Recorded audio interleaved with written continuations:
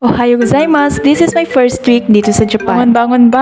Actually guys, iyasumi namin ngayon o rest day. Walang pasok sa school kaya itodo na natin to. Sige na day, pagtindog na diha kay maglaba pa kasi mong mga labhunon. Mao na pagtindog na ako, gi-open ako ang kortina kay murag ngit-ngit man. Ato ni open para hayag pud ang atong kabuntagon. Huy inday, asa naman imuhang pikas medyas? Di pa sa ilo nagmedyas pero pikas ra pud. Sige lang, ang mahalaga ay importante. Good morning Japan! Diri ta sa gawas kay para mahanginan dayon nato ang nawong. Vitamin dot kaayo mo tambay diri sa gawas kay daghang puno ba mag-green pud imong mata sig tan-awan. Sige na inday Marisa, tama na ang pagstay diha sa gawas pagtay diat na sa imong higdaanan. Mao tinibalik ko sa ko ang bed para magligpit. Tadyon nimo sa kabuntagon dapat i-arrange dayon ang imong higdaanan. Ni kay sige ra kag unya until malimtan dayon nimo. I-arrange tarong jud day kay para dili ta masabunan. Yes, mao day na akong unlan gamay kaayo. Syempre kay na naman ta sa Japan, be responsible na lang ta sa atong mga gamit. Paggawas na ako nag-study naman day akong classmate. Ako ani kay bag-o raman ko na mata. Mao to nagpainit na lang ko og tubig para magkape. Dili jud dapat mawala ang kape kay tradisyon man nato ni. Salamin sa takadali kailangan pud nato i-check atong sarili. Ang mga gamit gud diri no kay naka-organize tanan mga baso, lahat ng mga utensils. Anang bitaw bisag trapo na anay pangalan para dili ma-mix. Limbawa na gamit na nimo sa plato, dili na nimo gamiton para sa imong nawong. Ay, sorry sa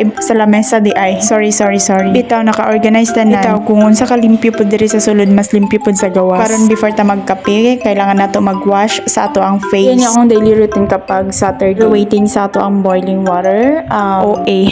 Habang wala pa ni kulo ka ang dugo, ay ako ang ininit tubig nga gipainit. Every Saturday and Sunday di ay is our yasumi. Means kanang rest day namo ba wala may schooling, wala may work. Pero kailangan pud namo maglimpyo diri sulod sa balay. Kapag weekdays kasi busy kami and then kapag bumabangon kami ng umaga, kalimpyo man mi pero dili tanan space sa sulod balay malimpyohan namo. Una, every Saturday is our general cleaning or Friday. Depende na lang na sa mo. Mao karon mo ra gusto na ko magkaon og toasted nga bread. So let's make a toasted bread. So kay naa naman tay tinapay, kailangan nato ang palaman. Ambot uy unsa pangalan ani basta mura na siya star margarine. So and then kailangan nato ang sugar. Mao na siya gisulatan og sugar kay basi matingalan na lang ta nga toasted bread nato. Ito parat kay dili di ay sugar kun dili salt ang nabutang. Bitaw pino man gud og pino pud ilahang salt murag magkaitsura ra gud sila ay. After mikos ibutang na nato sa sulod sa oven. 15 minutes nato ni siya kay para toasted kaayo charot. Joke lang, gusto nimo dili na nato makaon. Habang gitoasted pa sa oven ang ato ang bread,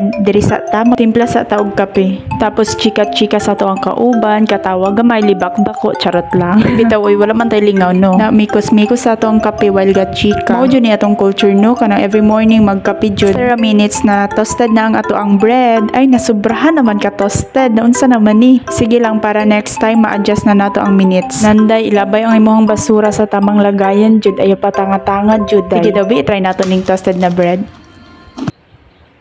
Crunchy. Lami man siya bisag sunog na ang ato ang bread no. Wala na lang jud tay no choice. Habang nagakaon ko og naglingkod sa akong likurana, naghuna ko ana guys, unsan na pud ako ang buhaton. Dili pwede magsigira tagigda no. Kailangan pud nato maglihok-lihok no kay para naikwenta ato ang lawas ba. Now laba time. Maglaba ta kay para inon pud tag very good.